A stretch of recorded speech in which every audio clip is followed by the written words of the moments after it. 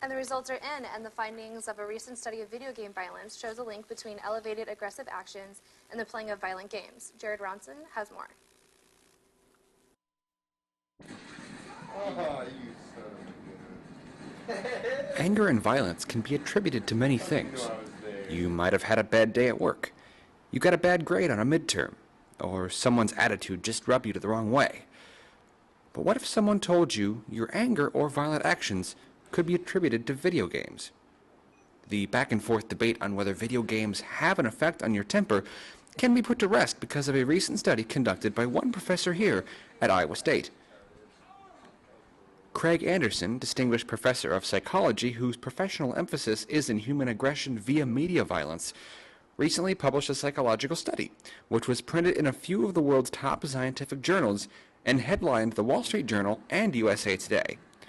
In his study, Anderson looked at all of the studies that have been done on video game violence and came to a very concrete and seemingly final conclusion. The results are that playing violent video games increases aggressive behavior, increases aggressive thinking, increases aggressive affect, or what you might think of as anger or emotion.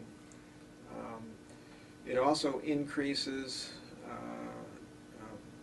desensitization, or what you might think of as lack of empathy. And it decreases helping behavior, pro-social behavior.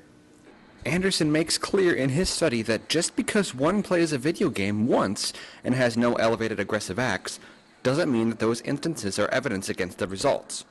He also knows that there have been many attempts to foil the results through the media, especially from the video game industry.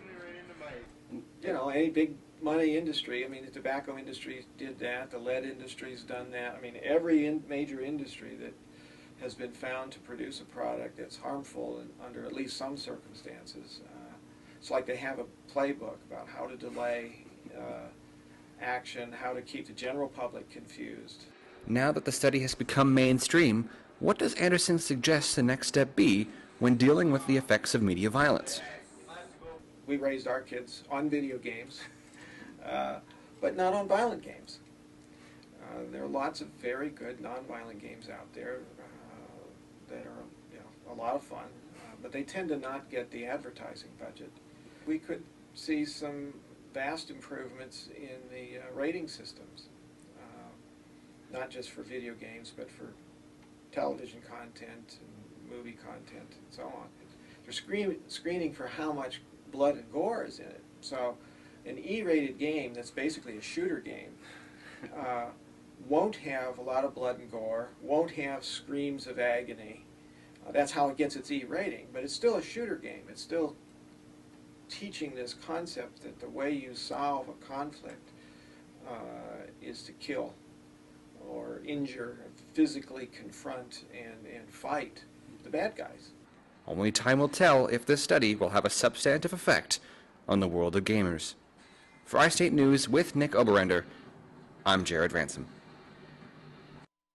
For more on the study, check out the ISU homepage at www.iastate.edu.